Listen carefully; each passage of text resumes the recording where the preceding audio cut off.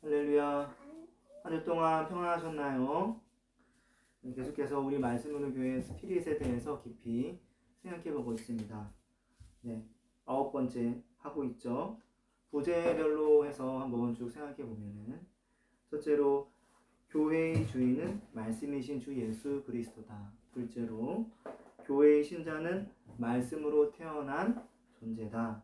셋째로 말씀으로 태어난 신자는 말씀을 통해 교회적 존재로서 성경적 성도로 자란다. 넷째로 성경적 성도는 하나님 나라 공동체로서 말씀, 교제, 성례, 기도에 힘쓰는 성경적 교회로 산다. 다섯째로 성경적 교회는 또 성경적 목회자와 교회를 돕는 사역을 한다. 여섯째로 성경적 교회는 교회 연합 사역을 한다. 제자 사역을 한다. 말씀 사역을 한다. 예배 사역을 한다. 이렇게 생각해보고 있습니다. 네, 예배 사역, 예배의 필요성, 어떤 예배자로의 부르심에 대해서 생각해봤죠. 그리고 예배자에게는 세 가지 사명이 있었습니다. 예배자에게는 예배 사명, 양육 사명, 선교 사명이었죠. 예배 사명 가운데서 삶의 예배, 어떤 공예배, 그리고 유의점들 생각해봤고요. 양육 사명에서는 그 필요성, 말씀, 양육, 경건 연단, 경건을 돕는 힘, 양육 이유, 양육의 목적, 양육의 꽃을 생각해봤습니다. 또 선교 사명에서는 선교의 필요성, 선교의 목적, 선교의 원리, 선교의 도구, 이런 부분들을 지난 시간까지 생각해봤습니다. 오늘은 새로운 주제입니다. 네, 오늘은 선교의 영역, 그렇죠? 선교의 영역, 예배 사역 가운데에서 선교의 영역은 어떻게 되는가라는 부분 한번 생각해 보겠습니다. 이제 선교의 필요성을 알아 선교할 마음이 생겼습니다. 선교를 위해 선교의 목적을 바로 세웠고 어떤 원리에 따라 어떤 도구들을 통해서 선교를 해야 할지도 분명해졌습니다. 그렇다면 이제 우리는 선교해야 될 대상, 그 선교의 영역을 살펴볼 필요가 있습니다. 오늘 본문에서 예수님은 신약 교회의 시작을 알리는 성령이 너에게 임할 것에 대해서 이야기하셨습니다. 예수님은 성령이 임하시면 예수님이 맡기신 일을 예수님이 맡겨주신 일을 감당할 수 있는 성령, 그 성령이 오실 것을 이야기하시죠. 그런데 이때 예수님은 더 나아가서 그들이 선교할 영역에 대해서도 이야기를 하십니다. 너희가 권능을 받고 예루살렘과 온 유대와 사마리아와 땅끝까지 이르러 내 증인이 되리라.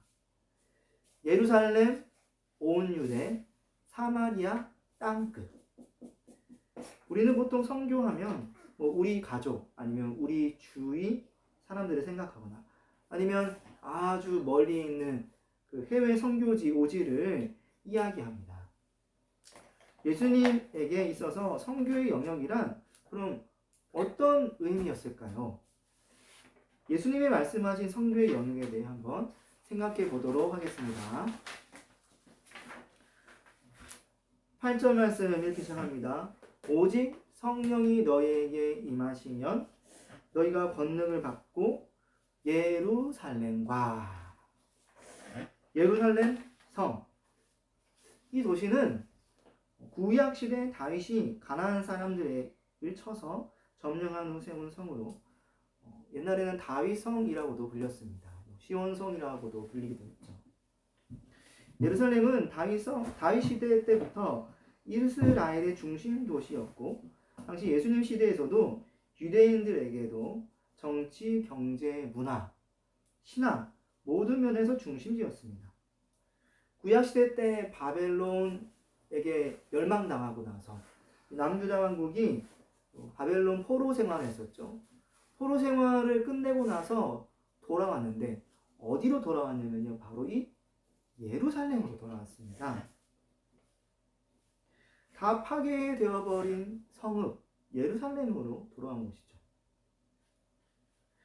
이스라엘 백성은 예루살렘에 모여 그들의 3대 절기, 유월절, 맥추절, 수장절을 지키기도 했습니다. 계속 그래왔었죠. 그래서 유대인들에게 예루살렘은 모든 유대인들의 고향, 마음이 있는 곳이라고 할 수 있습니다. 당시 예수님의 제자들에게도 예루살렘은 중요한 곳이었습니다. 예수님의 초기 사역의 무대는 갈릴리 지역이긴 했지만 공생의 3년 기간 동안 3차례 예루살렘, 유대인의 명절을 지켜야 되니까 당연히 올라가야 되겠죠. 그렇게 예루살렘에 올라가시면서 예루살렘에서 사역을 하셨어요. 그리고 예수님의 마지막 사역지가 어디셨냐면 바로 이 예루살렘이었습니다. 예수님은 예루살렘에서 십자가에 못 박혀 죽으셨어요. 죽으시고 부활하셨죠. 3일 만에 부활하시고 나서 승천하신 곳도 이 예루살렘 근처였어요. 예루살렘 성 근처에서. 제자들에게 예루살렘은 예수님으로 가득한 곳이었습니다. 그러나 사실 가장 중요한 것은 예수님의 명령에 의해 신약교회가 예루살렘에서부터 시작되었다는 것에 있습니다. 예수님은 승천하기 전에 제자들에게 선교 시작을 예루살렘으로 지정하셨어요. 예루살렘을 떠나지 말고 예수님이 보내실 성령을 그곳에서 기다리라 라고 말씀하셨죠. 그게 사도행전 1장의 말씀 아니겠습니까? 그러다 마침내 오순절날 예루살렘 한 곳에 함께 같이 모여서 있던 제자들에게 성령님이 오셨습니다. 성령이 충만한 베드로는 설교를 하였고 직후 3,000명의 사람들에게 3,000명의 사람들이 예루살렘에서 세례를 받았습니다. 예루살렘을 기반으로 한 신약교회가 이렇게 세워진 거예요. 갑자기 신약교회가 하늘에서 뚝 떨어진 게 아닙니다. 예수님의 명령에 의해 예루살렘이란 지역에서 탄생했습니다. 예수님의 마지막 사역지가 예루살렘이었고 제자들도 예수님 승천 후 예루살렘이란 지역에서 사역을 시작했습니다. 예루살렘에서 선교가 강해졌고 그곳에서 3,000명이라는 사람들이 세례를 받았습니다. 이후 제자들은 예루살렘의 성전에 모였고 예루살렘에서 그 활동을 계속 이어갔죠. 갑자기 신약교회가 뚝딱 생긴 게 아니에요. 예루살렘 지역에서 발생했고 이어졌습니다. 이후 예루살렘 교회의 성교도 마찬가지입니다. 다른 곳이 아니라 예루살렘 지역에서부터였습니다. 예루살렘 교회는 예루살렘 지역에서 교회적 삶을 살았습니다. 사도들은 가르쳤고 믿는 자들은 그 가르침을 받아서 떡을 떼고 서로 교제하고 오로지 기도하기에 힘썼습니다. 믿는 사람들이 다 함께 있어 모든 물건을 서로 통용했습니다. 재산과 소유를 각 사람의 필요에 따라 나눠주며 날마다 마음을 같이 해서 성전에 모이기에 힘썼어요. 집에서도 모였고 떡을 떼며 기쁨과 순전한 마음으로 함께 음식을 먹었습니다. 그러자 그 결과가 어땠습니까? 사도행전 2장 47절 말씀은 이렇게 이야기하고 있습니다. 하나님을 찬미하며 또 온 백성에게 칭송받으니 주께서 구원받는 사람을 날마다 더하게 하시리라. 신자들도 예루살렘 지역에 살면서 기뻐하고 예수님을 믿지 않는 예루살렘 지역 사람들도 그런 교회를 칭송했다. 주께서 구원받는 사람을 날마다 더하게 하시며 예루살렘 지역 선교가 더 잘 이루어지도록 했다는 것입니다. 교회가 예수님을 말씀을 믿고 지역에 잘 정착하여 교회로서 잘 살아갔기 때문에 이런 선교의 열매가 열렸다고 볼 수 있습니다. 그러므로 교회가 먼저 선교해야 될 영역은 교회가 속한 지역이다 라고 말할 수 있습니다. 선교와 지역의 관계는 사실 뗄래야 뗄 수 없습니다. 교회는 갑자기 하늘에서 떨어지지 않았고 선교 지역 사람들에 의해 탄생했죠. 그 지역 사람들로 구성된 교회는 이번 주는 여기, 저번 주는 저기 이리저리 옮겨 다니는 게 어려워요. 일정한 장소와 지역을 중심으로 정착해서 예배드릴 수밖에 없습니다. 그곳에서 예배드리는 모든 사람들이 그 지역 사람들이고 그 지역에서 모든 생활, 집, 일 다 하고 있지 않습니까? 그러므로 선교 영역의 시작점은 언제나 지역 중심에서 시작됨을 간과해서는 안 됩니다. 신약 시대에 세워지는 교회가 지역별로 소개되는 부분을 봐서도 이런 건 잘 알 수 있습니다. 안디옥 교회, 빌립보 교회, 골로새 교회, 데살로니가 교회, 로마 교회 등등등 다 지역 이름을 따서 그 지역 교회로서 자라났죠. 당연히 각각 교회들은 그 주 활동 무대가 지역이었습니다. 이것은 비단 현대에서도 마찬가지입니다. 교회들은 그 지역 이름을 따서 교회를 세우고 그 지역 안에서 주로 활동을 합니다. 물론 현대에는 각 지역에 속한 교회들이 워낙 많아서 그 지역 이름이 아닌 다른 이름을 짓는 이들도 많이 있습니다. 그러나 그렇다 하더라도 그 활동 범위는 언제나 교회가 세워진 그 지역 중심으로 이루어집니다. 사도행전에서 바울이 선교 여행을 하면서 탄생한 교회들을 보아도 이런 사실을 잘 알 수 있죠. 바울은 선교 가는 지역마다 교회를 세웠는데 그 교회들은 그 지역 중심으로 활동을 했습니다. 선교가 처음에는 교회가 세워진 지역 중심으로 이루어져야 하는 것은 사실 육체적, 정신적 제한성이 있는 사람들에게 당연한 결과입니다. 그러니까 사람이란 존재가 이런 정신, 육체가 어느 정도의 제한성이 있어서 그러니까 막 나타나지 않는 거예요. 갑자기 순간이동 착착 하나님과 같은 존재가 아니라는 겁니다. 몸, 이 육신에 매여 있고 육신은 항상 먹을 것을 원하고 열심히 일하다 보면 쉬어야 되고 쉬다 보면 또 일할 시간 다 일하러 가야 되고 하는 그런 어떤 그 생활 환경의 범위가 어느 정도 정해질 수밖에 없고 정신적으로도 한계가 있는 거예요. 어떤 사람들은 그런 말을 하죠. 이렇게 수천 명의 사람들과 다 이렇게 교제하면서 생활할 수 없다 보니까 알아서도 이렇게 중요한 사람들 외에는 이렇게 연락을 어느 정도 자제하고 조절하고 결국 자기가 함께 생활하는 그 사람들과 주로 통화를 하고 연락을 하고 하는 것이 지금 현대사가 아닙니까? 그래가지고 너무 많은 사람들을 사귀는 사람들 같은 경우는 이렇게 아예 그냥 전화번호를 아예 삭제해버리고 그렇게 해서 어느 정도 자기의 삶이 유지될 수 있게끔 그 영역이 유지될 수 있게끔 합니다. 정신건강 때문에 그런 것 같기도 합니다.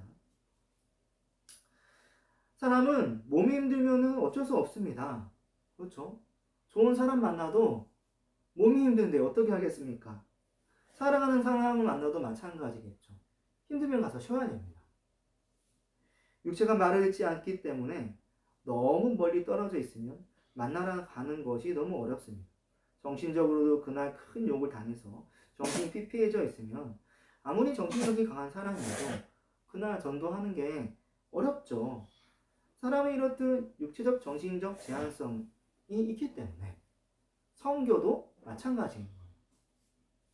옛말에 먼 친척보다 가까운 이웃이 낫다라는 말이 있습니다. 아무리 피가 섞인 형제, 친척 관계라도 거리가 멀어 자주 왕래하기 어려우면 점점 서먹서먹해지고요. 또 만나서도 냉랭해집니다. 하지만 피가 안 섞인 이웃이라도 자주 보고 왕래하면 형제 친척보다도 더 친절히 대하고 서로에 대해 물어봅니다. 도움도 주고받죠. 마찬가지로 선교에 있어서도 전도하려는 사람이 공동체가 주로 있는 지역 또는 예배 장소 근처에서 멀면 어려워요. 가까워야지 쉽죠. 가까우면 자주 보기도 하고 이야기도 곧잘 하게 되고 신뢰관계도 가까이 있다 보니까 어디 살아? 하면서 이렇게 바로 이제 잘 다가갈 수 있는 그런 관계가 형성이 됩니다. 연애 본 사람들은 다 압니다. 장거리 연애가 얼마나 어려운지 말입니다. 불가능한 건 아니지만 많은 노력이 필요한 게 장거리 연애죠. 쉽게 연애하려면 가까운 단거리 연애를 해야 되겠죠. 연애 관계와 유사한 선교, 전도도 마찬가지입니다. 주거 지역이라던가 예배 처소와 가까워야지 편안하게 할 수 있습니다. 그러므로 교회가 먼저 선교해야 할 영역은 교회가 속한 지역입니다. 현대는 신약 성경이 기록되던 시대보다 과학적으로 발달된 문명화된 사회 가운데 있습니다. 아무리 멀리 떨어져 있는 사람이라도 전화만 걸면 바로 목소리를 들을 수가 있어요. 또 마치 앞에 있는 것처럼 실시간으로 얼굴도 이제 맞대서 볼 수 있는 화상 전화도 가능하죠. 마음만 먹으면 비용을 지불해가지고 먼 거리도 단숨에 자동차, KTX, 그렇죠? 비행기 이런 교통수단을 통해서 발달된 교통수단을 통해서 가깝게 할 수가 있습니다. 사회 구조도 복잡하고 다변화되어 있고 가족 형태도 이제는 예전과 좀 다른 가족 형태들이 많아지고 있는 추세입니다. 이 때문에 교회 선교의 영역도 어디에서부터인지 어디까지 해야 되는지 약간 모호한 느낌도 드는 것 같아요. 물론 예전과 다른 환경인 것은 사실이죠. 그러나 한편 생각할 것은 사람은 예나 지금이나 변한 게 없는 똑같은 사람이라는 것입니다. 아무리 과학이 발달이 잘 됐고 사회가 문명화되었고 사람은 그렇다 하더라도 사람은 지금 자신이 가지고 있는 그 육체적 한계와 정신적 제한성을 이렇게 극복할 수 없습니다. 그러니까 사람이 신은 아니잖아요. 여전히 사람들은 거리와 관계없이 서로 고립되어져 있는 모습들이 더 강해지고 있어요. 과학과 문명은 더 발전했지만은 더 개인주의적이고 더 이기적으로 살다 보니까 더 고립되어져 있죠, 서로들. 정신적으로도 더 외로움을 느끼는 게 현대 사회입니다. 제가 요즘번에 TV를 보니까요. 고독사, 40대가 고독사를 했대요. 심지어 형제도 있고 자매도 있고 한데도 말입니다. 참 놀라운 일이죠. 그리고 지금의 사회 문제 또 기러기 아빠, 그렇죠. 가족이 멀리 떨어져 있어요. 떨어져 있다 보니까 여러 가지 문제가 생기게 되죠. 그래서 아무리 사회가 발달되고 한다 하지만은 가까워야 되는 거예요. 거리적으로. 그러므로 교회는 성경에서 말한 바대로 예루살렘에서부터 그 지역에서부터 시작해야 됩니다. 교회가 속한 그 지역, 사회, 그 지역에서 교회의 예배 장소를 중심으로 선교가 이루어져야 합니다. 교통이 편리해지고 통신이 좋은 만큼 교회가 속한 지역이 더 넓어진 것은 사실입니다.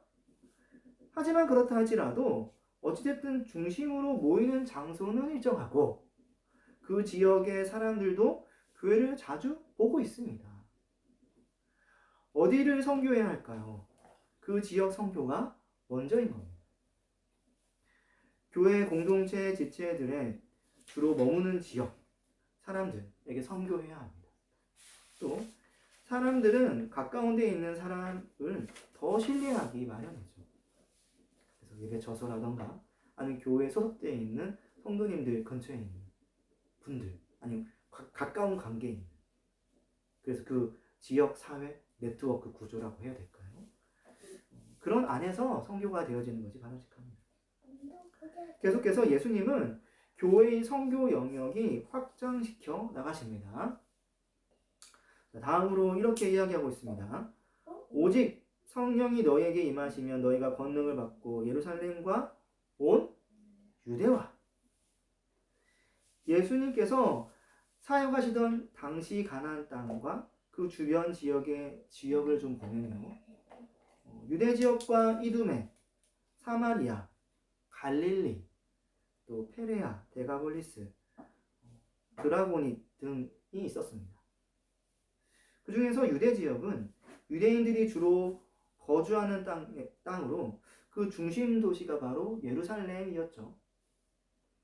그러므로 예수님께서 제자들에게 성령이 임하고 예루살렘을 선교한 다음 온 유대로 나아가도록 이야기한 것은 유대민족 전체를 향한 선교의 확대라고 볼 수 있습니다. 이런 점은 예수님이 공생의 기간 동안 1차 전도 대상을 유대인으로 하신 것에서도 잘 나타납니다. 마태복음 10장 6절 말씀 이렇게 이야기하고 있습니다. 오히려 이스라엘 집의 잃어버린 양에게로 가라. 예수님은 12사도들을 잃어버린 양에게 선교하도록 하셨습니다. 그런데 그 잃어버린 양을 찾을 때 저 이방 땅? 아니에요. 이스라엘 집, 이스라엘 민족에게 가서 찾도록 하셨습니다. 예수님 시대에는 혈통적인 부분 때문에 유대인이란 말이 구약 이스라엘과 유사하게 이해되어지는 부분이 있었습니다. 그래서 예수님이 이스라엘에게 가서 잃어버린 양을 찾으라 라고 말씀하신 것은 달리 말하면 유대인들에게서 잃어버린 양을 찾도록 하신 것과 같습니다. 이스라엘 백성과 유대인이 유사하다. 잘 이해가 안 될 수도 있지만 예수님께서 빌라도에게 하셨던 그 말씀, 자신이 유대인이 왕이라고 인정하신 부분에서 그 부분을 엿볼 수 있습니다. 마태복음 27장 11절입니다. 예수께서 총독 앞에 섰으며 총독이 물어 이르되 내가 유대인의 왕이냐? 예수께서 대답하시되 내 말이 옳도다 하시고 이스라엘의 왕이 아니에요. 유대인의 왕입니다. 네. 또 예수님께서 십자가에 달리실 때도 그 명패가 뭐였냐면은 이스라엘의 왕? 아니에요. 유대인의 왕이에요. 자, 누가복음 23장 38절 말씀에 그 위에 이는 유대인의 왕이라 쓴 패가 있더라. 그래서 구약적으로 볼 때 이스라엘 백성이 맞긴 하지만은 그 당시 유대인이 의미하는 바가 이런 구약 이스라엘 백성이었기 때문에 성경에서도 그렇게 기록을 한 것 같습니다. 다시 돌아가서 예수님은 공생 기간에서도 먼저 유대인에게 그 전도 대상을 삼고 이렇게 잃어버린 양을 찾으라고 하셨습니다. 십자가에서 죽으실 때도 부활하신 후에도 예루살렘 선교 후 온 유대를 향해 선교를 확장하라고 하셨습니다. 예루살렘이라는 도시 지역에서 예루살렘을 중심으로 삼고 있는 온 유대 지역으로의 확장입니다. 한 도시에서 그 도시가 속한 한 나라적 개념으로 확장한다 볼 수 있습니다. 유대라는 지역이 유대 민족을 의미하기 때문에 한 도시에서 그 도시가 속한 민족 개념, 어떤 나라 개념으로 확정되고 있음을 볼 수 있죠. 그러면 이런 말씀을 볼 때 한 도시 지역에 속해 그 지역에 선교하는 교회가 이제 선교 영역을 어떻게 확장해야 될까요? 그것은 교회가 확대해야 할 선교 영역은 교회가 속한 전 민족, 전 국민이다. 이렇게 말할 수 있습니다. 1차적으로 사도행전 1장 8절 말씀을 통해 예수님께서 하시고자 하는 말씀은 제자들을 통해 이루어질 복음의 확장, 하나님 나라 통치의 확장입니다. 예수님은 사도행전 1장 5절에서 하나님 나라의 일에 대해 가르치셨고 이제 그 제자들에게 그 하나님 나라의 일을 맡기셨습니다. 제자들은 이 때문에 사도행전 6절에서 이스라엘의 회복, 곧 하나님 나라의 회복에 대해 질문했던 것입니다. 제자들의 질문에 대한 예수님의 답변은 그런 부분은 하나님께 맡겨두고 예루살렘 온 유대, 사마리아 땅 끝까지 예수님의 증인이 되어 선교하라는 것입니다. 예수님이 맡기신 하나님 나라의 일을 완수하라는 것이죠. 사도행전은 그 예수님이 맡기신 하나님 나라의 일이 교회를 통해 어떻게 성취되었는지를 장장 28장이란 스토리로 풀어냅니다. 정말 사도행전 전체 스토리를 보면 1장부터 7장까지는 예루살렘 선교, 8장부터 12장까지는 유대와 사마리아 선교. 13장부터 28장까지는 땅끝까지 교회가 어떻게 하나님 나라를 전파했는지를 잘 보여주고 있습니다. 사도행전 28장 마지막 장에서는 바울이 이런 일도 했다고 사도행전은 말합니다. 28장 30절 31절입니다. 바울이 온 이태를 자기 새 집에 머물면서 자기에게 오는 사람을 다 영접하고 하나님의 나라를 전파하며 주 예수 그리스도에 관한 모든 것을 담대하게 거침없이 가르치더라. 어떻습니까? 이 당시 바울은 가택연금 상황이었는데도 불구하고 그 로마 가택연금 상황에서 마지막까지 하나님 나라 복음을 전파했었다고 이렇게 기록하고 있지 않습니까? 자, 그런데 우리가 여기서 살펴보고자 하는 것은 이를 선교적 측면으로 적용해 보면 이 시대의 교회가 어떻게 선교 영역을 확대해 나가야 하는지가 보인다라고 하는 부분입니다. 8절의 말씀은 말입니다. 어떻게 해요? 첫째는 교회가 속한 도시, 그 지역 중심의 선교를 해야 한다는 점. 이어서 둘째로는 교회가 다음으로 확장해 나아갈 영역이 교회가 속한 지역을 품은 민족, 나라 전 국민을 향해 그 선교의 영역을 확장해야 된다는 것입니다. 이것을 요즘식으로 쉽게 말하면은 국내 선교 이렇게 말할 수 있습니다. 네. 이 말을 하기 위해서 참 멀리까지 돌아온 것 같습니다. 우리는 선교라고 하면 곧잘 다른 나라에 가서 하는 선교를 생각하곤 합니다. 그러나 그렇지 않습니다. 국내에서 전도하는 활동도 당연히 선교가 됩니다. 해외의 아주 어렵고 척박하고 위험한 환경 가운데서 행해지는 전도 활동만 선교로 보아서는 안 됩니다. 국내 선교도 엄연한 선교다. 국내 선교도 해외 선교와 마찬가지다 라고 생각을 하셔야 됩니다. 오히려 더 쉽고 언제든지 할 수 있는 내 문 앞에 선교라고 해야 될까요? 교회가 없는 지역 혹은 교회가 있지만 인구 밀도가 높아서 선교가 필요한 지역 등등 국내 선교가 필요한 곳으로 국내 선교사를 파송하면서 선교하면 됩니다. 이것을 보통 우리는 어떻게 이야기하죠? 또 개척 교회, 교회 개척 그렇게 이야기를 합니다. 네. 교회 개척이 선교다? 왠지 해외 선교에 비하면 뭔가 좀 초라해 보이죠. 뭐 덜 멋있어 보이고 뭔가 선교인 듯 아닌 듯 선교라고 말을 하지만 선교 맞나 싶은 하지만 선교입니다. 하나님이 왠지 해외 선교를 더 귀하게 여기실 것 같아요.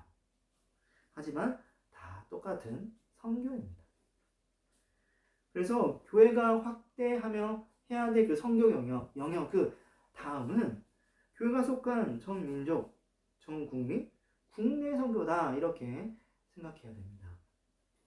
국내 선교 할 필요 있나요? 뭐 누구는 이렇게 말할지도 모르겠습니다. 유럽보다 더 먼저 우리보다 먼저 복음을 받아들였던 나라들을 한번 생각해 봐야 됩니다. 바로 유럽인데요. 현재 지금 어떻게 되어 있습니까? 유럽에는 많은 기독교 국가들이 있지만 현재 실정은요. 교회의 예배 장소가 유흥업소, 술집, 식당 다른 용도로 팔리고 있어요. 다른 용도로 사용되어지고 있습니다.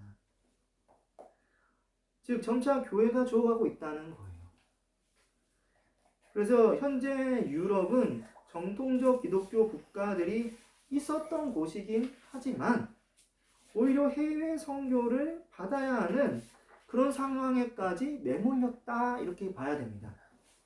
어떻게 하다가 유럽 그렇게 복음이 뜨거웠던 그 개혁교회가 출발하기도 했던 그 프로테스탄트 그렇죠? 그 개혁교회가 시작됐던 그 땅이 그렇게 되었습니까? 국내 선교가 원활하게 되어지지 않았기 때문입니다. 우리가 보통 이스라엘 성지순례, 뭐 유럽 성지순례 가면 느끼는 게 뭡니까? 아, 거기 프로테스탄트들이 종교 개혁을 하던 곳 좋다, 이런 것만 느끼나요? 옛날에 여기 교회들이 있었는데, 지금도 예배 처소는 있는데 예배 처소가 이렇게 왜 버려져 있지? 왜 지금은 믿는 사람들이 없지? 국내 선교의 중요성을 새삼 느끼게 해줍니다. 우리나라도 지금 국내 선교, 교회 개척이 약해지고 있는 것은 사실입니다. 우리나라하고 유럽, 뭐 이스라엘, 소아시아 지역 같은 그런 일이 안 일어난다, 그렇게 말할 수 있을까요? 예전에 지나가는 이야기로 그런 이야기를 들은 적이 있습니다. 촛대가 우리나라, 한국에서 다른 나라도 지금 옮겨지고 있다라는 이야기입니다. 무슨 말도 안 되는 예언 같지도 않은 예언인가? 그렇게 이야기할 수도 있습니다. 하지만 사실 그런 말들이 어떤 말인지 생각하기 전에 현실이 그렇습니다. 한국 교회가 계속 쪼그라들고 위축되고 있습니다. 누가 이 현실을 부인하겠습니까? 옛날에 어느 분은 그런 이야기도 하시더라고요. 1000만 기독인이었는데, 1000만 명 아니죠. 1000만 명 아닌데요. 아무튼 그만큼 우리 한국에 믿는 사람이 많다고 이렇게 말하는 때가 있었는데, 이제 그 말하기 부끄럽지 않습니까? 국내 선교, 교회 개척이 건강하게 계속 이루어져야 할 이유가 바로 여기에 있습니다. 그나마 다행인 것은 분당 우리 교회 같은 대형 교회에서 교회 분립, 또 분립 개척, 개척 교회 지원하는 그런 일들이 있습니다. 한국 교회 전체의 국내 선교에 긍정적인 바람을 불어넣고 있어서 참 다행스러운 일이라고 생각합니다. 또 여기에 같이 동참하고자 하는 교회들도 속속 생기고 있죠. 한국 교회가 살아나고 있다는 증거이고 희망이 있다는 증거예요. 제가 이제 같이 옛날에 그 신학교에서 말씀을 배우고 수양을 했던 어떤 그 분들은 한국 교회에 더 이상 미래가 없다, 나는 해외에 나가겠다 라고 하는 그런 분들을 제가 무려 요 근래 2분이나 만났습니다. 저는 그분들한테 한국을 포기하지 말아달라고 이야기를 했어요. 왜 그분들이 그런 생각을 하면서 해외로 갔을까요? 참 안타까운 마음인 거죠. 한국 사람들이 마음이 그렇다라고만 이렇게 말할 수 있을까요? 한국 교회 스스로가 생각해 보아야 됩니다. 교회 개척 해야 됩니다. 그런 교회 지원해야 됩니다. 말씀으로 교회가 그런 일을 해야 되는 것입니다. 그런가 하면은 한편 이런 질문을 하기도 합니다. 오늘 말씀처럼 한 교회가 어떻게, 오늘 말씀에 이런 내용들이 있어서 이렇게 한 교회가 이런 거 감당한다고 말을 하는데, 이렇게 한번 질문해 보는 거죠. 한 교회가 어떻게 민족, 한 나라 전 국민을 대상으로 국내 선교를 할 수가 있습니까? 라고 하는 거예요. 맞죠? 어떻게 한 나라가 전 국민 나라 전체를 대상으로 하는 그런 선교를 한 교회가 할 수 있겠습니까? 불가능합니다. 이때 우리가 너무 개인주의적이고 개교회주의적인 생각에 매몰되어 있다는 것을 생각해 봐야 됩니다. 왜냐하면 교회는 언제나 지역교회 한 교회가 아니고 모든 교회가 그런 하나님의 나라, 그런 영적으로 봤을 때 하나 된 주님의 교회거든요. 그렇기 때문에 그런 영적인 부분에서 생각하지 못하는 부분 때문에 그런 말들이 나오는 겁니다. 우리는 국내 선교 혼자 하는 게 아닙니다. 여러 교회가 있습니다. 모든 교회가 다 국내 선교하면은 되는 거죠. 어디 한 구석구석이 비일 데가 어디 있겠습니까? 어떻게 감당하지 못하겠습니까? 우리는 하나님 나라 일을 혼자서 하고 있지 않습니다. 다 같이 하고 있고요. 이 때문에 이것은 가능한 일입니다. 그리고 한편 우리가 곰곰이 생각해 볼 것은 또 한 교회가 이런 일 못 감당하냐 하는 담대한 포부입니다. 여의도 순복음교회를 한번 생각해 볼까요? 성도 숫자, 뭐 옛날 이야기긴 합니다. 지금은 이제 그러지는 않을 텐데요. 뭐 10만, 20만, 30만 막 불어나더니만은 나중에 70만까지 성도가 되어서 뭐 세계 기네스북에까지 등재되지 않았습니까? 한 교회가 70만? 거의 교단 수준이죠. 교단. 한 교회가 교단입니다. 작은 교회가 거의 뭐 작은 국가만 하다라고까지 말할 수도 있을 것 같습니다. 즉 시작부터 불가능하다라는 자포자기의 말을 해서는 안 됩니다. 국내 선교는 모든 교회가 다 십시일반 감당해야 될 일들입니다. 이제 말씀을 맺겠습니다. 교회가 먼저 선교해야 될 영역은 바로 지역. 교회가 속한 지역입니다. 교회가 확대해 나아가면서 선교해야 될 영역은 어디입니까? 그곳은 교회가 속한 민족, 전 국민, 바로 국내 성도다. 이 사실을 잊지 아니하고 함께 선교하며 나갔으면 좋겠습니다. 시간 기도하겠습니다. 기도할 때 하나님, 우리에게 선교의 원리와 또 목적, 그 도구들을 잘 말씀으로 깨닫게 해주셨는데 하나님, 이제 이 선교의 영역들 마음속 깊이 새겨서 먼저 우리 교회가 속한 그 지역 안에서 선교를 하고 또 그렇게 든든히 지역 가운데 세워진 교회로서 국내 선교에 힘쓸 수 있는 우리 말씀으로 교회가 될 수 있도록 주님 인도해 주시옵소서. 이러한 기도 제목으로 함께 기도드리겠습니다. 하나님 감사합니다. 하나님의 교회를 이 땅 가운데 세워주시고 또 소명을 주셔서 예배의 소명 또 양육의 소명 갖게 하시니 감사합니다.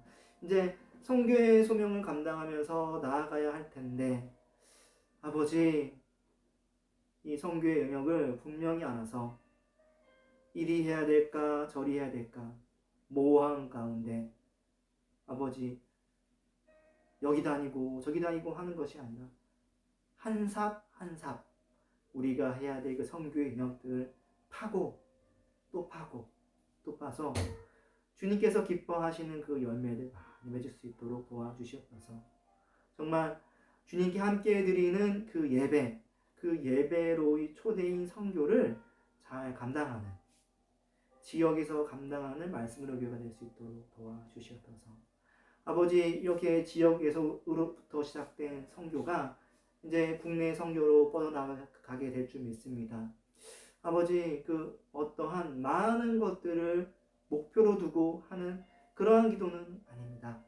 다만 기도하옵기는 이 말씀으로 교회가 이 지역 가운데 잘 뿌리내어서 이 한국교회를 살리는, 한국 지역에 있는 하나님 나라 백성, 아직 주를 알지 못해 구원받지 못해 허랑방탕하게 살고 있는 그런 자들을 구원하기 위함입니다. 아버지, 우리 말씀으로 교회를 세워주시옵소서. 그런 개척교회를 돕고 또 국내 이 지역을 살리는 일에 우리 말씀으로 교회가 큰 일을 감당할 수 있도록 도와주시옵소서. 이 일을 잘 감당하여서 하나님께 영광 드리고 하나님의 큰 뜻을 이루는 우리 말씀을 드릴 수 있도록 주님 인도해 주시옵소서. 예수님 이름으로 기도합니다. 아멘.